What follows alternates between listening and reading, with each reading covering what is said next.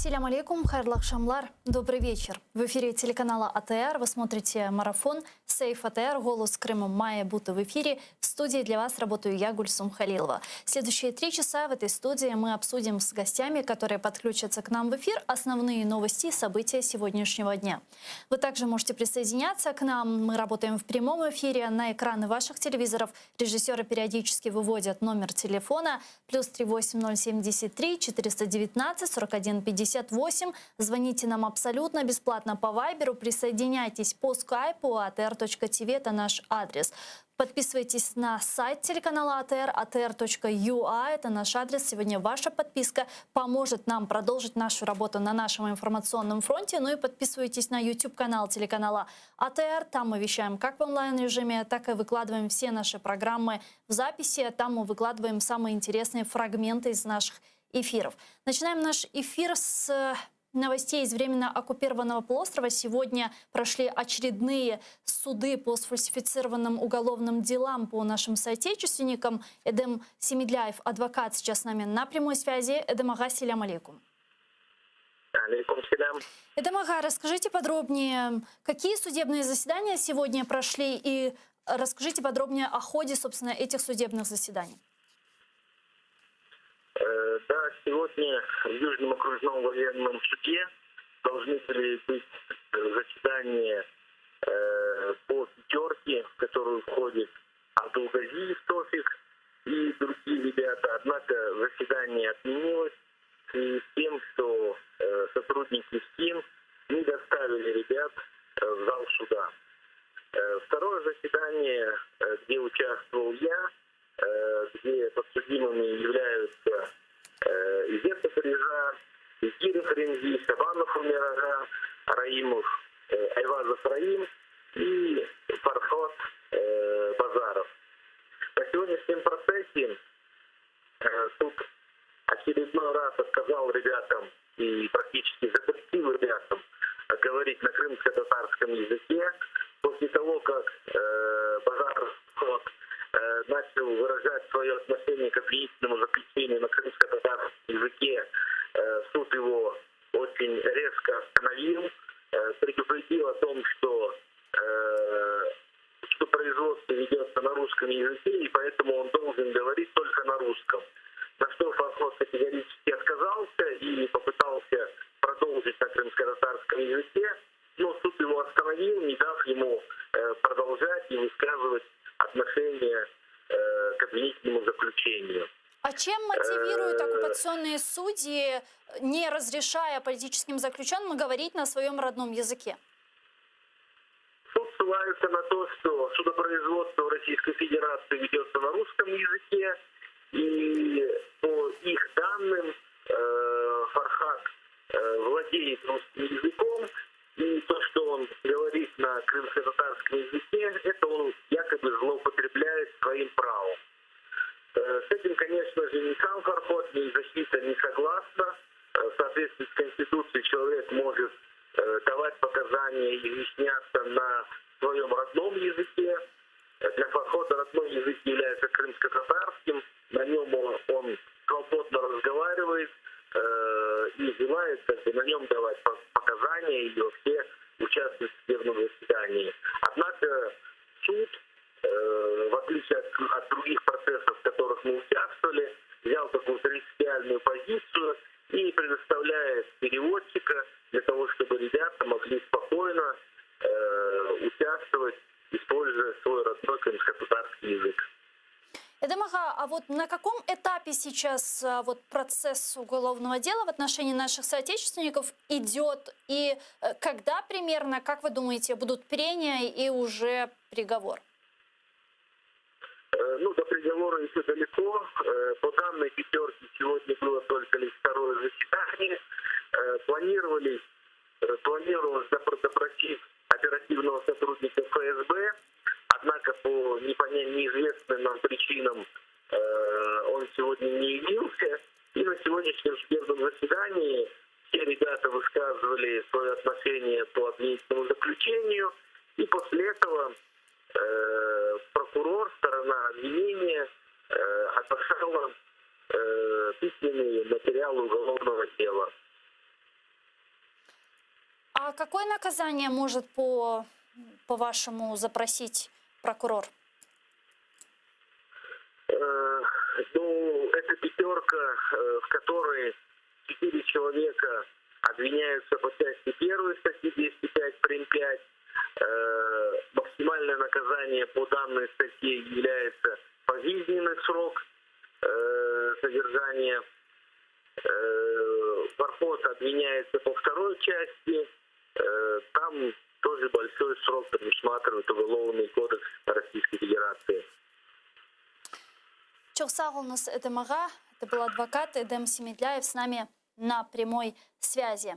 Мен есе Кырым татар тилинде да бир кере иштеси эржилерибизге айтып кечмеге истейм, сайгыл аркадашлар. Бүгүн Rusiyanın Rostov-na-Donu şehrinde bizim siyasi mabuslarımızla bağlı kenini evbetteki mahkemeler o'tkazildi. Edemaganda ko'rganimiz gibi bu mahkemeler boyunca o'zi de böyle illüziyalarni beslemey 205.5 maddesi boyunca qabatlangan Kırım tatarlarına ekseriyetle işgalci huquq qo'riqlayıcı organları temsilcileri ne yazık ki 10 yıl, 6, 5, 15 ve 20 yılga kadar hapis cezasını marum bırakmaktalar. Da bir kere ne için Kırım tatar tiline geçtim. Bizlerinizge ko'ra ATR telekanalında mali problemlerde çözülmey kala. O sebepten ATR telekanalı bugün sizin desteğinizge muhtaçtır. ATR telekanalına destek etmek için bizim saytımızga abone olabilirsiniz. Bugün sizin aboneniz bizlerge yardım edebilir ve çalışmaga da yardımcı ola ki mali problemler çözülmegen sebebinden mında çalışmaga devam etkenimizin sebebi yardımlarını sizden ve diğerlerden alganımızdır. Çok sağ olunuz. Ben size Rus tiline geçem ve haberlerini müzakere etmeye devam edeyim. Сегодня генеральный консул Украины Тарас Малышевский и его коллега, консул Юрий Довгуля, провели встречи с 15 крымско-татарскими политическими заключенными, которые содержатся в изоляторах Ростова-на-Дону и области. С нами сейчас на прямой связи генеральный консул Украины Тарас Малышевский. Пане Тарасе, вітаю вас. Салям алейкум. Доброго дня, салям алейкум. Доброго дня. Расскажите подробнее, как прошла сегодня ваша встреча с политическими заключенными? 15 встреч – это отдельно каждая из них. Они проходили в течение прошлой недели, со вторника по пятницу. И в результате мы имеем информацию о ребятах, наших гражданах Украины, которые незаконно переместили в Ростов-на-Дону в течение января-февраля этого года. Состояние здоровья, условия пребывания, а также информационный голод, кроме того, контакты с родными — это, наверное, самые важные вопросы, которые мы обсудили с каждым. Завтра я планирую снова в СИЗО увидеться с очередной группой ребят, потому что у нас сейчас 25 человек прибыло в Ростов-на-Дону с Крыма, и это будет среди тех, кого я увижусь завтра, это будет Сервет Газиев, Эрфан Османов и господин Гафаров. То есть с 3 с ними у меня завтра предстоят встречи. Угу. Пане Тарас, вы сказали, что политические заключенные испытывают информационный голод. Расскажите, о чем они расспрашивают вас? Что им сейчас интересно? О чем говорили? Ну вот о сегодняшних, например, новостях и даже мой скромный выход в эфир, спасибо вашему телеканалу, я завтра буду рассказывать ребятам. То есть они расспрашивают именно об этом, то, что происходит в свободном мире, в свободной стране, которая есть Украина, а также что происходит в взаимоотношениях между Украиной, Российской Федерацией, международной политикой, все, что касается того, что каким-то образом может коснуться их ключевого вопроса, а именно возвращение домой, освобождение из-за незаконного пребывания под стражей и воссоединение с семьями. Почему информационный голод? Потому что максимум не в каждой камере может быть телевизор с 6 так называемыми федеральными каналами. Эти люди, наши соотечественники, на этих каналах могут принять только официальную точку зрения российской стороны которая обогащена всеми этими пропагандистскими ресурсами и фейковыми новостями. Можете представить, в каком ситуации пребывают наши граждане и насколько важна им и консульская поддержка, и коммуникация с внешним миром. А она, к сожалению, у них очень скудная. А что с питанием? Как себя чувствуют политические заключенные? Я так понимаю, что там часто предлагается свинину, а политические заключенные, мусульмане, крымские татары ее не едят. Вот как обстоят дела в этом ключе? 2 СИЗО. В одном из них больше наших граждан, СИЗО-1 очень и очень сложно с питанием. СИЗО-5 немного лучше, это ж там ребята, что мне говорили, все-таки есть говядина, не каждый раз, но все-таки немного лучше. Вот. Здесь только помощь активистов, близких, родственников, которые им подготовят посылки, а потом передают. Посылки приходят. То есть только лишь поддержка вот такая помогает им каким-то образом обогатить рацион, а также исключить из него то, что не полагается согласно религии. Мы пересылаем каждому из них небольшую сумму денег, по которой они могут тоже приобрести в местном продуктовом магазинчике те или иные продукты, опять же. Но это же, как правило, это или быстро развариваемые каши, или же консервы. Здесь очень мало витаминов, то есть не говоря уже о более качественных продуктах. Но это благодаря только всем тем людям, которые не безразличны и помогают нам. А как часто можно непосредственно передавать посылки в следственный изолятор? Их количество ограничено, но в то же время лучше, чем когда человек уже осужден. Передать посылки нашим крымско-татарским активистам, политзаключенным и другим нашим ребятам в колонии, например, Ставропольского края, Краснодарского края, очень буквально 2-3 в течение месяца, 2-3 можно это делать. То есть там в зависимости бандероль или посылка на более количество килограмм. В СИЗО это легче, но в то же время тоже свои ограничения существуют. Главная поддержка, каждый из них просит выписать газету какую-нибудь для них, то есть для каждого, потому что они в камере, они делятся с другими. Слушать российское радио, вы понимаете, и смотреть российские телеканалы — это не для обычного гражданина демократической страны. Представляете, это очень сложно. Как обстоят дела со здоровьем политических заключенных? Есть ли у кого-то какие-то сложности? Если есть, то предоставляют ли им должную медицинскую помощь, лекарства и так далее? Лекарства приходят, которые передаются опять же родным. Количество тех лекарств или ассортимент, которые есть в СИЗО, он очень скуден. И здесь без помощи, опять же, родных и близких не обойтись, к сожалению. Вот. Но мы надеемся, что совместными усилиями мы поможем и даже в этом. А сопровождение каждого человека и его заболевания, главная цель — предотвратить резкое ухудшение здоровья и обострение хронических заболеваний из-за отсутствия света, осложненных условий пребывания из года, с недели в неделю, месяцами, года. Вот ребята, которые сейчас, 25 человек, они уже 2 года будут как в заключении, а суд только начался. Впереди еще мы ожидаем около года суда. Вот завтра с Газиевым и Гафаром я встречаюсь. Это люди, которым по 60 лет. То есть я еще не виделся с ними, но у меня уже запланирована встреча с начальником СИЗО после наших встреч, потому что я знаю, что те вопросы, которые будут подниматься, они должны мною подниматься уже с администрацией по поводу, опять же, каким-то образом поддержки их и его состояния их здоровья.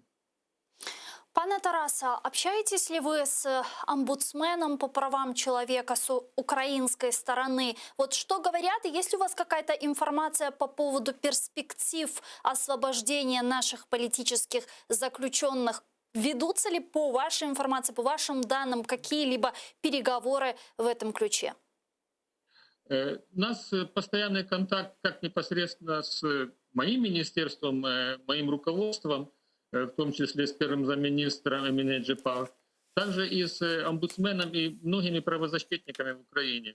Но наши контакты в основном сосредоточены на моему функционале работы Генерального консульства и других наших консульских учреждений в Москве, например. То есть это поддержка, консульско-правовая защита, это весь юридический механизмы, которые мы можем, с которых можем защитить наших ребят. Но тема обмена и большой политики — это не функционала Генерального консульства. Здесь я не могу комментировать, потому что я не владею глубоко информацией, и, опять же, повторюсь, это вне моего портфеля. Дякую дуже, пане Тарасе. Вы завтра будете встречаться с политическими заключенными. Передавайте от нас привет, передавайте от нас слова поддержки нашим политическим заключенным. Пусть они знают, что мы находимся рядом с ними. Спасибо вам большое. Конечно. Тарас Малашевський був з нами на прямому зв'язку, генконсул України в Ростове-на-Дону. А я перехожу к следующему информационному сообщению. В оккупированном Крыму вступил в силу указ о запрете иностранным гражданам владеть землей. По состоянию на апрель 2020 года более 11 тысяч участков, подпадающих под его действие, принадлежали иностранцам. Большинство из них – это граждане Украины. Указ президента России Путина о запрете на владение землей в Крыму является юридически ничтожным. Этот вопрос поднимут во время заседания Крымской платформы. Об этом сообщил спикер Министерства иностранных дел Украины Олег Николенко. Вот его цитата. Указ президента Російської Федерації номер 201 юридично нікчемний і не матиме правових наслідків для України. Після відновлення суверенітету нашої держави в Криму порушені права законних власників на земельні ділянки будуть відновлені. Позбавлення українців права власності на земельні ділянки в Криму буде у фокусі уваги Кримської платформи та її інавгураційного саміту цьогоріч. Дмитро Васильєв, політичний консультант, президент Агенції досліджень та аналітики Рада. Зараз з нами на прямому зв'язку. Пане Дмитро, вітаю вас, селям алейкум. Салам алейкум, витаю вас. Что скажете относительно указа Путина? Что это означает и почему именно сейчас? Господин Путин очень четко понимает, что мировое сообщество не принимает никаких позиций Российской Федерации о так называемом легитимном переходе автономной республики Крым в состав Российской Федерации. Создана украинская крымская платформа. Весь мир неоднократно заявлял о том, что не признает никакие претензии России на полуостров Крым. Поэтому Путин, видя это международное давление, пытается все больше легитимизировать в свой российский способ претензию и юридическое обоснование на полуостров Крым. Это дальнейшая история для внутреннего пользования Российской Федерации, для россиян, говоря о том, что это наша территория, никому не будем ее отдавать. Ну и плюс на те государства, которые Путин считает дружественными государствами для Российской Федерации. Давайте подключим к нашій бесіді ще Євгенія Ярошенка, правозахисника, аналітика Кримсос. Він зараз з нами на прямому зв'язку. Пане Євгене, вітаю вас, селям алейкум. Салям алейкум, доброго вечера. Пане Евгене, для начала, для общего понимания, что происходит сегодня в Крыму с землевладением после оккупации полуострова? Я так скажу. Проблемы с земельными участками начались еще в первые годы оккупации Крыма. Но это не носило какого-то массового характера. У некоторых граждан Украины забирали землю из-за того, что она якобы была оформлена не по российскому законодательству. Поэтому находились какие-то бюрократические нюансы, к ним придирались, и в результате этого некоторые украинские граждане теряли землю. Также нужно понимать, что отдельная процедура касалась национализации, так называемой национализации государственной собственности Украины. Например, предприятий Черноморнафтогаза и других государственных активов. А вот в 2020 году уровень захвата собственности вышел на качественно и количественно другой уровень. Тогда Путин подписал указ, в соответствии с которым почти вся территория Крымского полуострова была отнесена к так называемым приграничным районам Российской Федерации. И это охватывало всю территорию Крыма, кроме 3 районов, и кроме 1 района Севастополя. И это значит, что в этих районах обладать земельным участком могут только граждане России в российском понимании этого слова. Если у тебя нет российского паспорта, это значит, что у тебя есть 2 опции. Или получить российское гражданство, что можно было сделать до 20 марта 2021 года, или же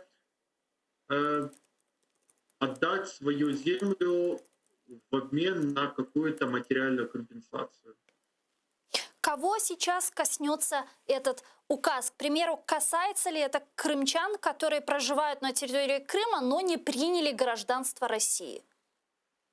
Да, это касается всех, кто не принял гражданство России. То есть это граждане Украины, у которых есть которые постоянно проживают на территории Крыма, за исключением вот тех внутренних районов, которые не имеют выхода к морю.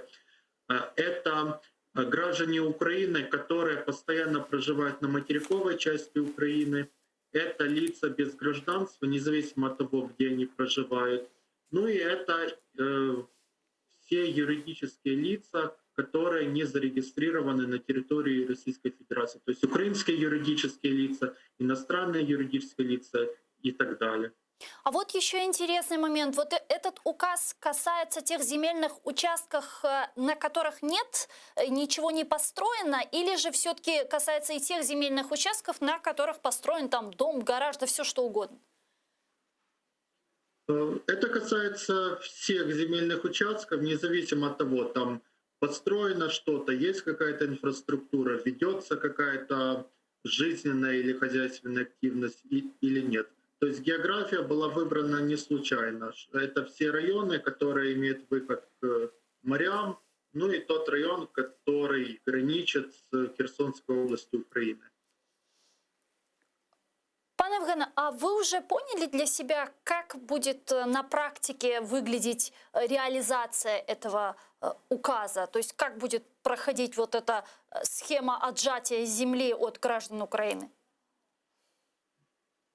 Ну, со вчерашнего дня официально эта процедура уже началась. То есть это значит, что все, кто до конца 20 марта не переоформили землю, в общем, не приняли российское гражданство, или же так в добровольном порядке не чудили, у них будет,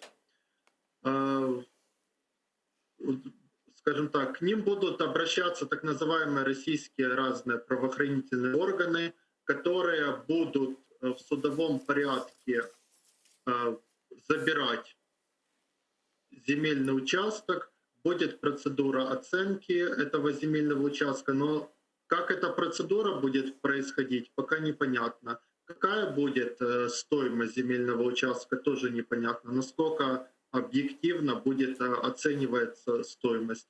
Ну и эти действия, если говорить с точки зрения международного права, то это не только нарушение, грубое нарушение прав человека, потому что в протоколе к Европейской конвенции по правам человека сказано, что каждый человек имеет право мирно владеть собственностью. Там не указано, что можно дискриминировать на основании гражданина или не гражданина, или на основании этнического происхождения. И также это военное преступление, потому что то, что Россия делает с захватом собственности, независимо от того, это государственная собственность или частная собственность, если она не оправдана военной необходимостью, это военное преступление. А что делать вот в данной ситуации? Куда обращаться? Ну, есть 2 пути, как можно действовать. Первый путь — это в рамках российского правового поля. Смысл такой, что все эти действия можно сначала обжаловать на уровне российской Фемиды, и когда российская уже Фемида, если усилия не принесут результата, обратиться в Европейский суд по правам человека, потому что это яркое нарушение Европейской конвенции по правам человека и протокола к ней. И второй есть путь, который может параллельно вестись и не противоречить вышесказанному. Это обратиться к украинским правоохранительным органам, чтобы они зарегистрировали соответствующее уголовное производство, и этот факт использовали для подачи межгосударственной жалобы в ЕСПЧ, вернее, приобщили к той жалобе, которая касается Крыма, и также этот факт направили в Международный уголовный суд в Гааге. Потому что чем больше будет таких фактов задокументированных, тем легче будет установить лиц, которые были причастны к этому, ну и тем легче будет доказать, что это носит системный характер. Пане Дмитро, вот как вы считаете, помните еще в начале 2014 года, в 2014 году, когда состоялась оккупация полуострова, вот на этом этапе оккупационные власти говорили о том, что будут признавать украинские документы и что они бессрочны. Вот что изменилось на 7-м году оккупации? Нет, но это говорит только об одном, что российская власть такая же последовательна в своей непоследовательности, как она и была. То есть она чутко реагирует на изменяющиеся условия и всегда подвязывает их под свои интересы. Вот. Поэтому все, что говорит российская власть, это вот то, что написано на бумаге. Но ценность этих заявлений, помните, как говорили классики геополитики, ценность даже ниже, чем та бумага, на которой они прописаны. Да, Бисмарк говорил об этом. Да, абсолютно правильно. Можно ли считать, что тогда таким образом оккупационные власти сейчас вытесняют тех, кто отказался в свое время принять российское гражданство? Абсолютно правильно. Я и с вашим, будем так говорить, резюме согласен. И с той позиции, которую в этом же контексте проговаривал только что предыдущий спикер. Абсолютно очевидно, что российская власть взяла курс на четкую, еще более глубокую оккупацию Крыма, крымской территории, вытесняет всех людей, которые так или иначе могут быть связаны с Украиной, чтобы потом не было никаких претензий ни в российских, ни в каких-то международных судах от граждан Украины, которые владеют огромным количеством земельных территорий, земельных делянок на территории Крыма, недвижимостью, и, соответственно, этим людям будет предложено либо же перейти в российское гражданство, либо же навсегда забыть о своей собственности. Пане Евгене, какие действия должна предпринять украинская власть сегодня и какие действия она должна предпринять уже после деоккупации полуострова? Вот как это все должно выглядеть именно в этой области? На сегодня, пока еще Крым оккупирован, в первую очередь нужно тщательно все эти случаи документировать, все нарушения прав человека, в том числе изъятие земельных участков.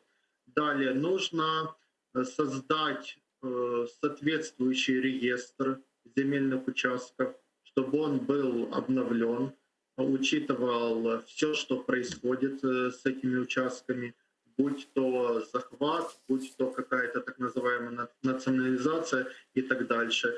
Затем нужно работать с международными судебными инстанциями. Это Европейский суд по правам человека, Международный уголовный суд, где нужно все свежие факты представлять и доказывать, что это часть системной политики, чтобы таким образом можно было тех лиц, которые забирают земельный участок, привлечь ответственности, но и Россию как государство тоже с нее попытаться выбить материальную и моральную компенсацию пострадавшим гражданам Украины. А касательно того, что делать уже после оккупации Крыма, здесь ответ на вопрос частично заходит в дискурс о переходном правосудии, или правосудии переходного периода.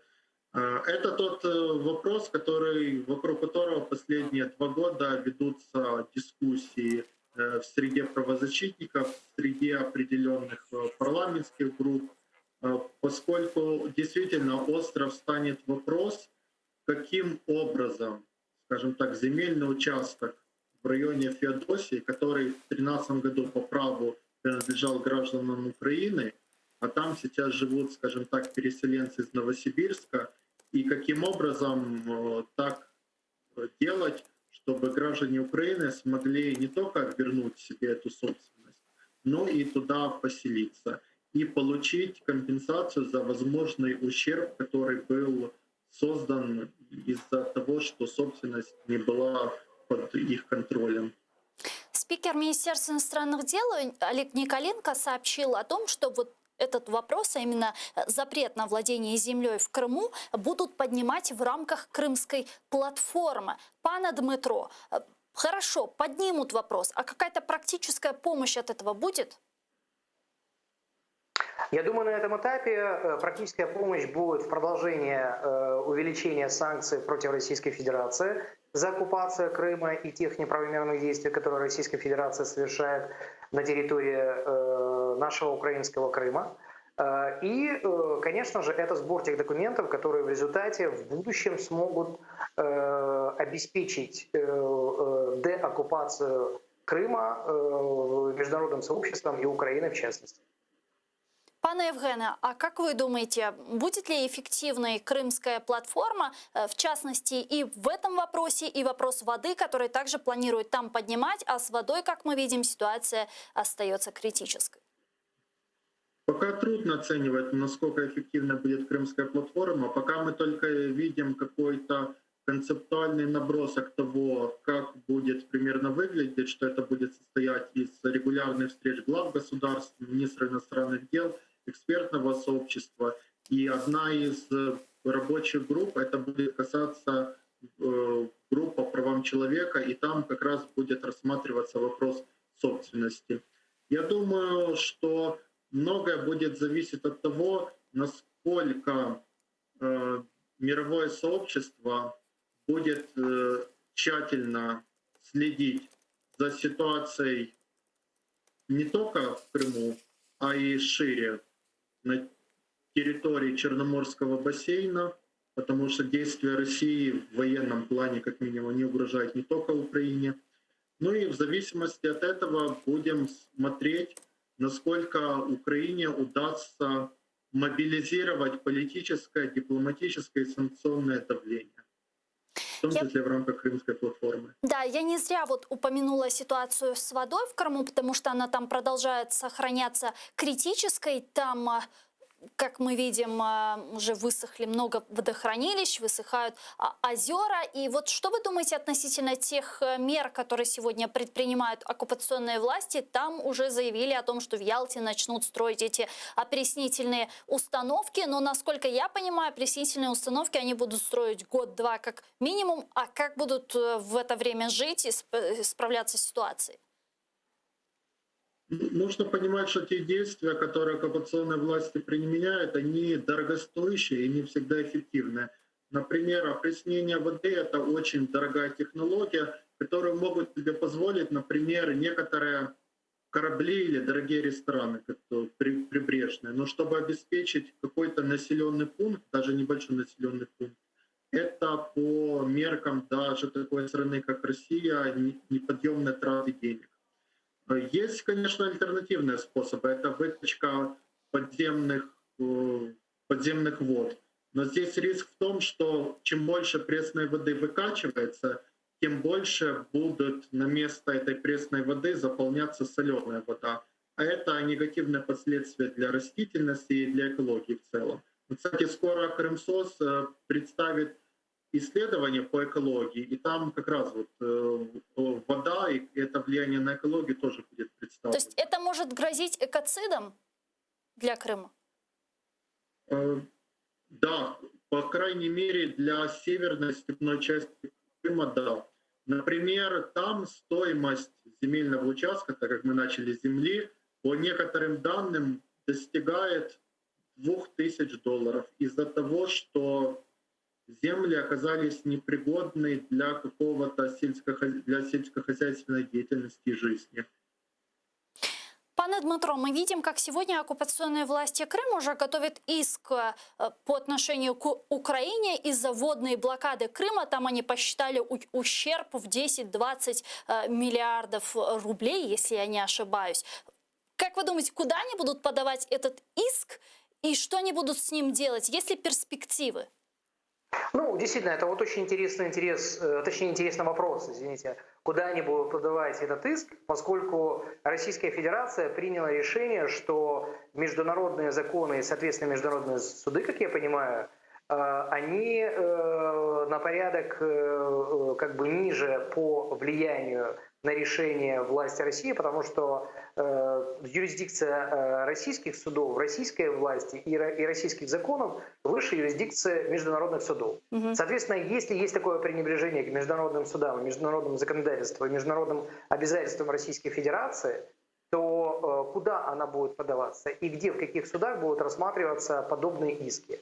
Это раз. А второе, самое главное, международное сообщество четко заявляет о том, что Крым оккупирован российской властью, Российской Федерации, и, соответственно, территория Крыма принадлежит Украине, Украинской Республике. Соответственно, вопрос риторический. Я думаю, что ответ на него абсолютно однозначный. Никакой перспективы подобные иски, абсолютно не подтвержденные никакими объективными условиями, документами и претензиями, нигде не будут рассматриваться.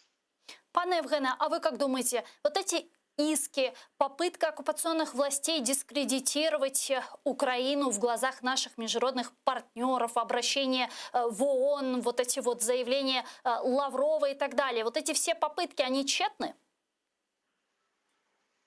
Знаете, у нас были определенные дискуссии по этому поводу, и мы пока пришли к таким промежуточным выводам, что все эти попытки России, они бесперспективны.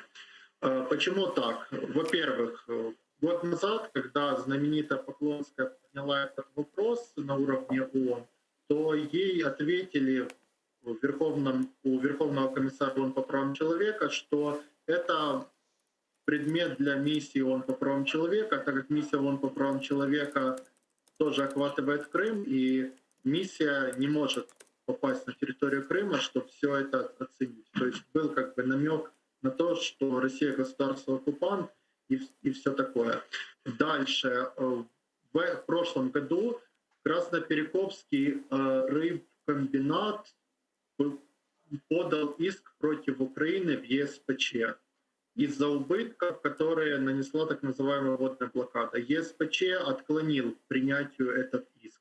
Поэтому если какие-то предприятия и дальше будут подавать иски, то, скорее всего, они повторят судьбу этого рыбкомбината. Единственное, что Россия может сделать, она может с помощью вот этих исков, которые выглядят бесперспективным, создать определенный информационный фон, при котором будет демонстрироваться, что якобы Украина привела к такой ситуации, что разные предприятия терпят убытки, население страдает, и в Крыму Крым находится на грани гуманитарной катастрофы. Но в юридическом смысле эти действия вряд ли окажутся эффективными. Дякую дуже вам, пане Євгене. Чохсагл у нас Євген Ярошенко, правозахисник, аналітик Кримсоц, був з нами на прямому зв'язку. Пане Дмитро, вы уже упоминали про санкции. Я бы хотела обсудить несколько новостей по этому поводу. Появившись сегодня, Европейский Союз утвердил санкции за нарушение прав человека в отношении 11 человек и 4 компаний, в том числе из России, Китая и КНДР. Имена, названия будут опубликованы, правда, чуть позже. Об этом сообщил корреспондент Радио Свобода Рикард Йосвик. 11 человек и 4 компании. Какой эффективности от этого можно ждать? Ну, знаете, здесь это эффект накопления санкций, причем не только против государства Российской Федерации, а в том числе и против конкретных персоналей. Поэтому, знаете, здесь 11 человек, через какое-то время будет еще дополнительный список санкционный. И я думаю, что вот круг этих людей может сужаться вокруг очень конкретных личностей, которые работают в Кремле. Ну и, соответственно, люди, которые находятся вот в том окружении, которое мы называем окружение Кремля, будут накапливать недовольство от того, что в результате действия российской власти и, в частности, решений и позиции Владимира Путина, у этих людей возникает все больше и больше проблем. А это будет создавать условия, при которой будут все больше напряжений, конфликтов и возможных очень серьезных ситуаций. и в окружении Владимира Путина, ну и в целом в руководстве Российской Федерации. Поэтому здесь, с одной стороны, ну, 11 человек ничего не значит, но с точки зрения накопления этого списка все большим количеством людей со временем может действительно создавать большие проблемы как для руководства Кремля, так и в целом для Российской Федерации. Ну а за 7 лет вот санкции, которые были введены против России, насколько они уже имеют вот этот накопительный эффект, который вот приводит к каким-то уже видимым результатам? Ну, во-первых, у Российской Федерации действительно очень сложно с международным кредитованием. Во-вторых, у Российской Федерации действительно все намного сложнее с продажей своего основного товара, это углеводородов. В-третьих, ну, те позиции, которые сейчас вот санкционные, они будут иметь дополнительную еще нахлестывающую волну. Проблему Российской Федерации с переходом ключевых стран, ну, Европейского Союза, Америки к так называемому европейскому зеленому курсу, что в перспективе ближайших 10 лет может принципиально поменять рынок газа и нефтепродуктов, соответственно. Это очень сильно будет влиять на бюджет Российской Федерации, на ее возможность по очень заниженным ценам дальше продавать или не продавать свою основную продукцию. Скажите, а почему бы не ввести сразу мощные секторальные санкции и получить результат в таком сжатом времени, в короткой перспективе, а не растягивать это на десятилетия? Ответ очень простой. Никто не имеет четкой сформировавшейся позиции, что Российскую Федерацию нужно, грубо говоря, поставить на колени, как вот там любят выражаться, и задавить. Все понимают, что России надо намекать о том, что проблема есть, и эти проблемы должны решаться в том числе благодаря доброй воле Российской Федерации. Все понимают, что в Российской Федерации есть огромное количество, ну не огромное количество, большое количество регионов, которые готовы расползтись по там, своим интересам и развалить Россию. А Россия – это страна, в которой есть ядерное оружие. Вот неконтролируемое расползание ядерного оружия по таким вот непонятным территориям никому не нужно, потому что это вопрос глобальной безопасности, большой геополитики. Поэтому Российскую Федерацию постепенно принуждают к миру и к уважению международного права и закона. И нет четкой цели Российскую Федерацию задавить так, чтобы это государство распалось и произошли какие-то более серьезные глобальные ситуации в мире. Ну, каким-то образом ведь ее нужно вернуть в международное правовое поле, каким-то же образом нужно заставить агрессора уйти с оккупированных территорий, оставить, в конце концов, в покое Украину, Крым. А вот персональные санкции, которые вводятся, как мы видим, это такая вот капля в море, как мне кажется. Может быть, я ошибаюсь. Ну вот капля в море, да, море состоит из капель. Поэтому вот я думаю, что все-таки идут путем накопления этих капель. Мир имеет примеры, когда оккупированные территории находились в руках оккупантов больше 40 лет. Мы знаем и Балтийские страны, мы знаем Восточную Германию. Да, и примеры в мире есть в ближайшем столетии, которое в 20-м столетии, которое мы сами пережили и видели это своими глазами. Поэтому все нацелены на долгую борьбу. Быстрых решений не будет, все это четко понимают. Сегодня пресс-секретарь Путина Песков сообщил о том, что Россия не исключает возможности отключения России от международной финансовой системы SWIFT, банковской системы. Вот его цитата, давайте послушаем. Российская Федерация не может исключать ни одну из западных угроз, в том числе отключение от SWIFT. Если Россию отключат от SWIFT, что это будет означать для России, насколько мощным это будет ударом и насколько это реально сейчас?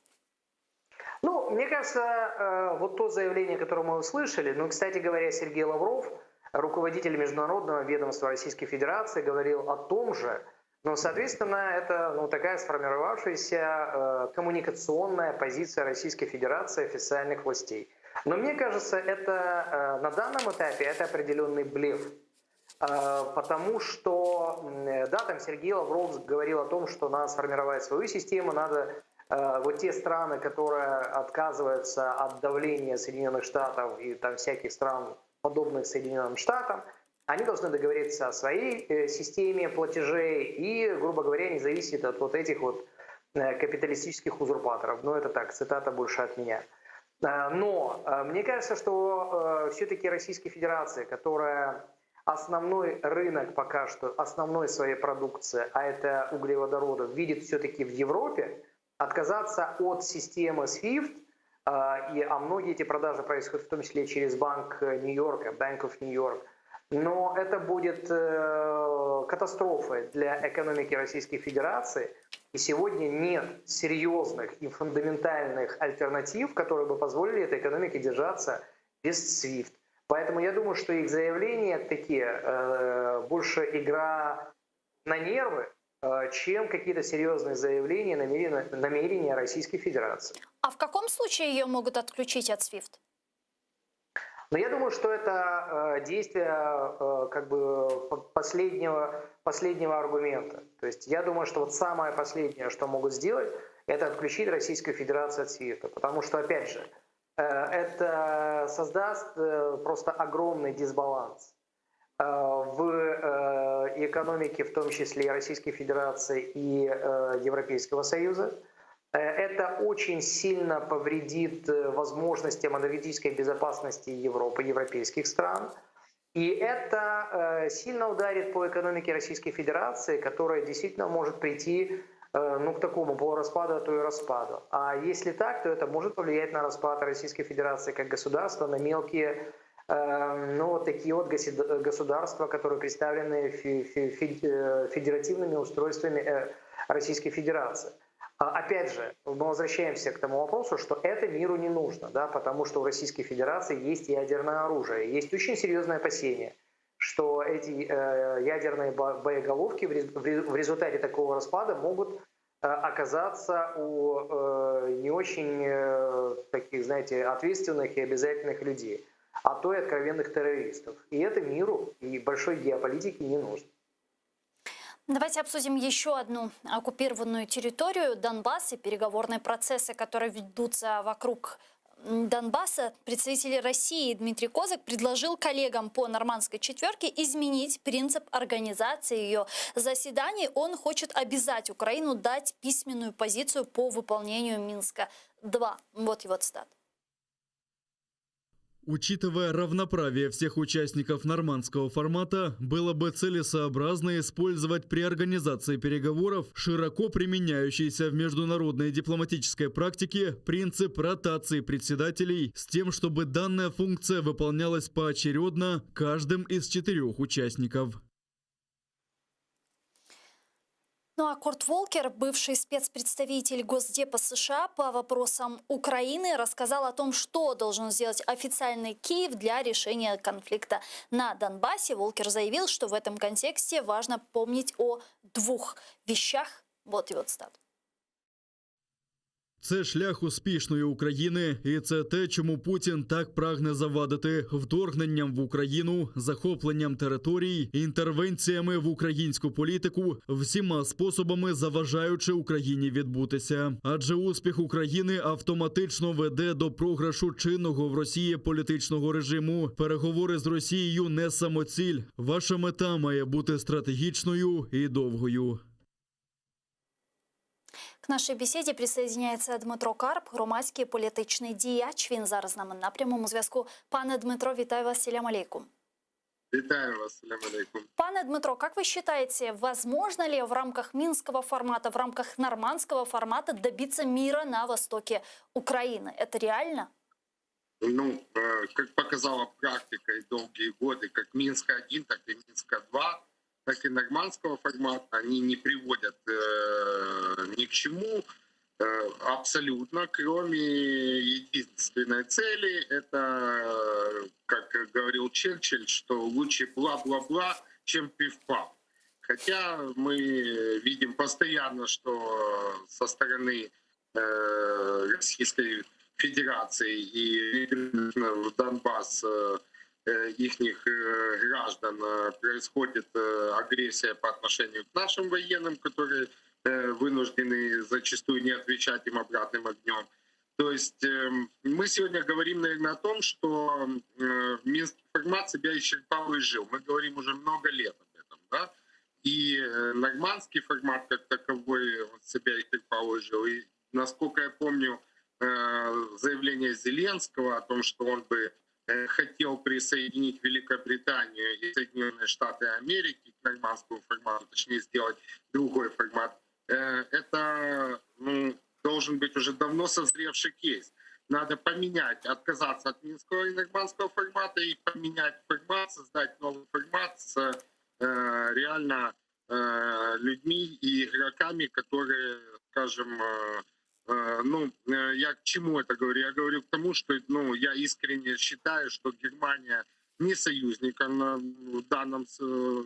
в данной истории, что скорее Германия и Франция — это союзники Российской Федерации, завуалированные, потому что полная зависимость от газопровода, и мы видим, что происходит с Северным потоком-2, поэтому нам давно стоит поменять формат. Минский формат не приведет ни к миру, ни к чему-либо еще. Он единственное, что приводит, он приводит к давлению Российской Федерации, возможности давления и угрозами постоянными о вторжении войск в Украину, брязганием оружием, так говоря. Он приводит постоянно к политическому дисбалансу, дестабилизации и информационной, скажем, агрессии, пропаганде, что гуманитарной, скажем, агрессии, пропаганды против Украины. В минском формате нету Крыма, что должно быть ключевое. То есть если будет создаваться новый переговорный процесс, то не должна идти о Донбассе как таковом, а должна идти о Донбассе и о Крыме, о возврате украинских территорий аннексированных.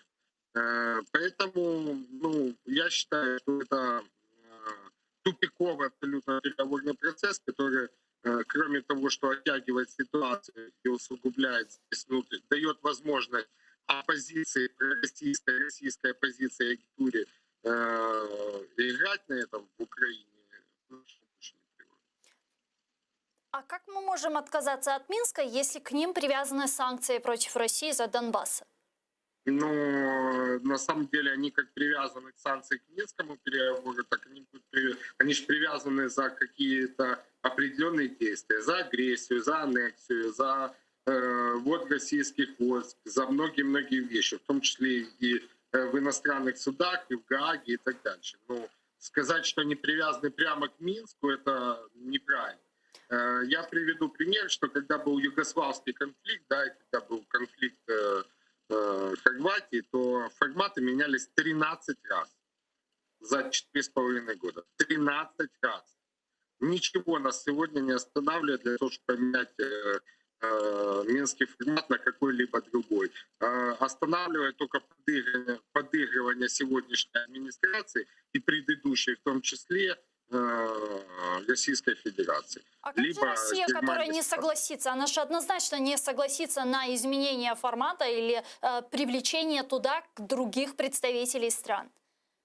Если она не согласится, то вот тогда идет речь уже о секторальных санкциях, о которых вы только что обсуждали с коллегой, с Димой, обсуждали по поводу, в том числе, отключения SWIFT. То есть усугубление секторальных санкций, отключение SWIFT.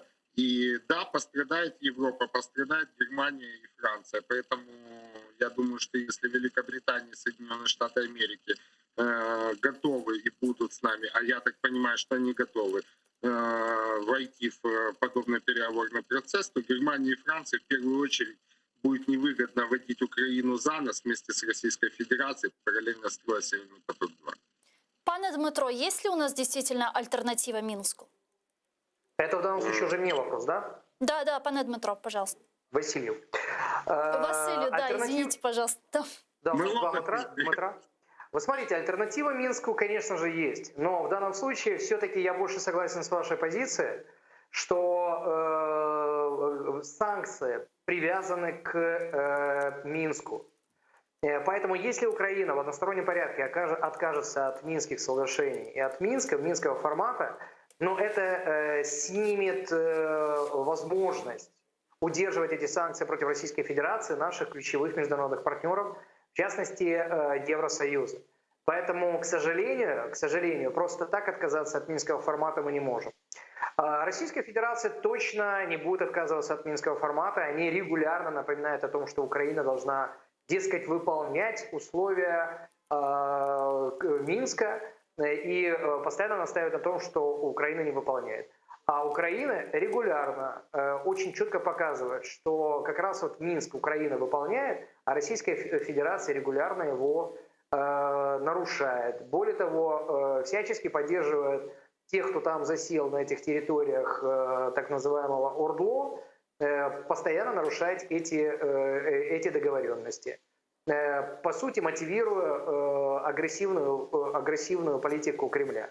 Поэтому, к сожалению, альтернативы на сегодняшний день нет. Но есть альтернатива привлечения к нормандскому формату других сильных игроков, и в частности Соединенных Штатов Америки, а вообще в идеале двоих. Соединенных Штатов Америки и Великобритании, которая в том числе является подписантами Будапештского меморандума. Я думаю, что Украине нужно регулярно напоминать международному сообществу о том, что такой меморандум был подписан, и это были взяты международные обязательства, в частности и Америки, и Великобритания, защищать интересы Украины в силу того, что Украина отказалась от ядерного оружия. И это было в интересах всего мира, в частности, наших ключевых западных партнеров. Недавно Зеленский сообщил о том, что в ближайшее время уже будет понимание, когда может состояться встреча 4 лидеров в нормандском формате. В случае, если она не состоится, он заявил о готовности встречи с каждым лидером отдельно. Вот его цитата, давайте послушаем. Я вважаю, що найближчим часом має з'явитися розуміння, коли відбудеться зустріч лідерів Нормандської четвірки. Але паралельно я готовий зустрічатися окремо з усіма лідерами Нормандської четвірки і з лідерами інших країн, які підтримують незалежність України, щоб війна на Сході закінчилася. Пане Дмитро, правильно ли я поняла, что Зеленский не исключает возможности встреч лично, пане Карп Дмитро, лично с Путиным? Что это будет означать, не опасная ли эта история? Учитывая сегодняшнюю агентурную игру внутри команды Зеленского, возможно, это опасная история. Я думаю, что Вагнергейт, так называемый, в скором времени расследование, которое проводится, и фильм, который готовится, покажет, насколько это опасная история. Сегодня фамилии, в принципе, людей всем известны. Стойкое отрицание Владимира Зеленского данной ситуации, она меня настораживает. Я думаю, что вот Дмитрий правильно сказал, можем не отказываться, можем переформатировать. Я неправильно выразился. Требование переформатировать нормандский формат и добавить туда Великобританию и Соединенные Штаты Америки, и мы можем этого добиваться. Это было бы прекрасно. Встречи Зеленского с каждым отдельно президентом, я не знаю, или дадут они на сегодняшний день какой-то глобальный результат или изменение в самом Минском формате. Я просто помню ситуацию с Грузией, когда встречи с отдельно президентами для Саакашвили и для Грузии закончились тем, что он согласился с тем, что Абхазии больше в Грузии нет. То есть так называемый договор Саакашвили-Саркози. Не знаю, я не готов сказать на 100%, что это будут какие-либо изменения. Вот требование добиваться присоединения стран гарантов Будапештского меморандума — это прекрасные требования, и это бы изменило на самом деле ситуацию, в корне изменило бы переговорный процесс. Пане Васильев, если предположить, что действительно состоится по отдельности встреча нашего президента с каждым из лидеров нормандского формата, это что-то изменит? Я считаю, что президенту нужно по отдельности встречаться с господином Макроном, с госпожой Меркель и вести серьезные переговоры о сотрудничестве в двустороннем порядке, ну и в том числе в предложении новых инициатив по решению агрессии Российской Федерации на Донбассе. Но мне кажется, что в отдельности встречаться с Владимиром Путиным это, с одной стороны, очень сложно, и об этом недавно говорил Курт Волкер, всем известный, а с другой стороны, это опасно, потому что я уверен, что господин Зеленский чувствует в себе достаточно сил, внутренних сил для того, чтобы вести переговоры, в том числе и с Владимиром Путиным. Но проблема заключается в том, что результаты встречи будут моментально трактоваться Россией по-своему. И мы это уже наблюдали даже в том формате, который называется форматом переговоров на уровне консультаций на уровне советников, да? Когда были встречи Козыка и Ермака, и моментальные были пресс-релизы от господина Козыка, которые не соответствуют тому, что в реальности велось во время встречи на этом заседании. Поэтому здесь опасно, потому что будет моментальная коммуникация от офиса Кремля о том, что были согласованы какие-то договоренности, о том, что теперь Украина обязана сделать то-то, то-то, то-то. Но это будет точно не то, о чем, например, могло бы говориться во время этого двустороннего совещания, ну и тем более ни о каких там документах точно бы не шла речь. Поэтому в этом смысле здесь есть огромный риск и опасность, и вряд ли стоит украинскому президенту без свидетелей наших международных партнеров вести переговоры отдельно з Владимиром Путіним на этом історичному етапі. Дякую вам дуже, пане Дмитро. Дмитро Васильєв був з нами на прямому зв'язку, політичний консультант, президент Агенції досліджень та аналітики «Рада». Пане Дмитро, вот у меня такой вопрос. Помните, некоторое время назад мы слышали, и от Ермака в том числе, что готовится некий план по урегулированию ситуации на востоке Украины, о котором говорил и Арестович. До Нового года в РНБО нам обещали, что предоставят 5 вариантов урегулирования ситуации на востоке Украины, но как-то до сих пор ничего мы не увидели. Почему? Мое мнение, что та команда, которая вела переговоры с Козыком, непосредственно глава офиса президента, непосредственно еще некоторые люди, которые находятся достаточно на высокопоставленных должностях вокруг Зеленского, это люди, завуалированные проводники российского мира в Украине.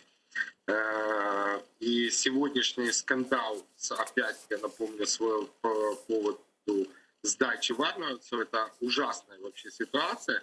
Операция, которая готовилась долгое время, которая была слита и провалилась благодаря высшему руководству вокруг президента, а возможно и сам президент в этом был как-то замешан. Эта ситуация говорит о многом, и она вскрыла нарыв очень большой, который, я думаю, будет развиваться. Поэтому у них нет уже таких возможностей настолько грамотно подмигивать и подыгрывать Кремлю, идя на поводу у, скажем, Козыка, который был представлен как переговорный процесс именно вместо Суркова, именно для Ермака, как это было раньше. Поэтому тишина. И нету никакого на самом деле плана. А господа, которые сегодня в этом участвуют, господа там и Подоляк, и Арестович, и многие другие, это люди, которые были уличены не один раз и работали совместно с Килымником, это группой Манафорта, фактически, которая обеспечивала политтехнологию внедрения российского мира в Украине. То есть, что тоже говорит о многом говорит на сегодняшний день. Поэтому я думаю, что команду придется тоже менять. Я надеюсь, что и Ермак, и Руслан Демченко в ближайшее время покинут свои должности. А дальше будем видеть. Пане Дмитро, давайте перейдем к следующей теме и подробнее на ней остановимся. Перейдем к Соединенным Штатам Америки. Сегодня премьер-министр Украины Денис Шмыгаль заявил, что поддерживает слова президента США Байдена о лидере РФ Путине, который назвал его убийцей. Давайте послушаем его цитату. Але з огляду на те, що Україна змушена вже 7-й рік поспіль протистояти російській агресії, внаслідок якої загинули більше 10 тисяч людей, я можу лише сказати, я підтримую такі формулювання Джо Байдена. Ну а в МИД РФ заявили, что США не поддержали предложение президента Путина о проведении беседы с Байденом. Об этом говорится в опубликованном заявлении Министерства иностранных дел РФ. З жалем констатуємо, що американська сторона не підтримала пропозицію президента Росії Путіна про проведення розмови з президентом США Байденом 19 або 22 березня цього року у форматі відеоконференції у відкритому режимі для обговорення двосторонніх проблем, що накопичилися, а також тематики стратегічної стабільності. К нашему эфиру сейчас присоединяется российский политический деятель Леонид Гозман. Леонид Яковлевич, здравствуйте. Здравствуйте, я вас не слышу практически. Алло, а сейчас? Давайте я поближе поднесу, потом отнесу обратно. Скажите еще раз. Ну, давайте попробуем сейчас исправить. Вот сейчас я вас слышу. Да, хорошо, Но мы вас только также... когда я очень близко к вам. Да, давайте попробуем еще раз услышать друг друга. Алло.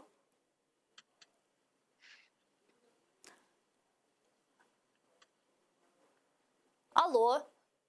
Да, вот слышу плохо, но слышу. Давайте. Да, давайте начнем. Скажите, зачем Путин, по-вашему, затеял вот эту историю с проведением онлайн-беседы с Байденом?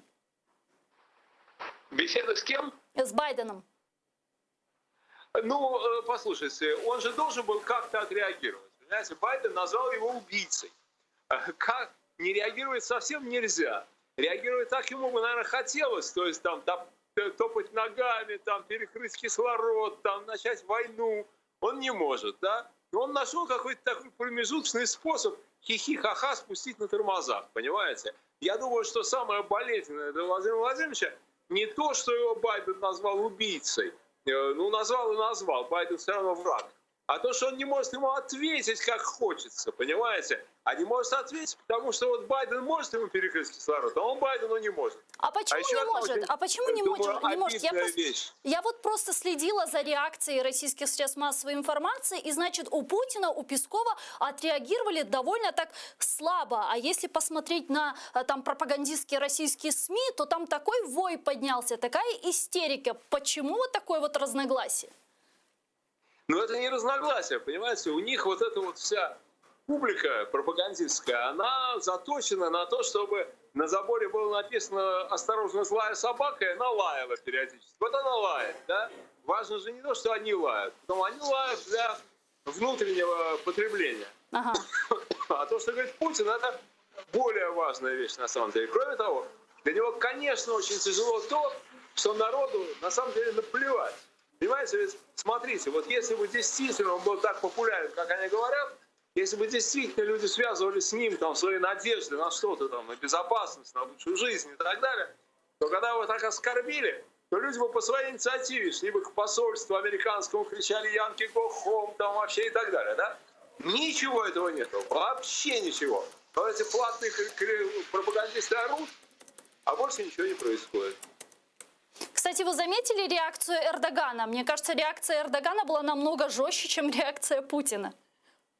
Ну да, но так Эрдоган одновременно отменил какую-то там конвенцию по защите женщин от насилия. Я точно не знаю, что, но что-то там отменил у себя действующих. Вообще, конечно, понимаете, Эрдоган поддержал, а мы тут принимаем это самое, как его, Хизбаллу, да, на высшем уровне практически бандитов просто. Ну, в общем, стыдно на все это смотреть, конечно, ужас.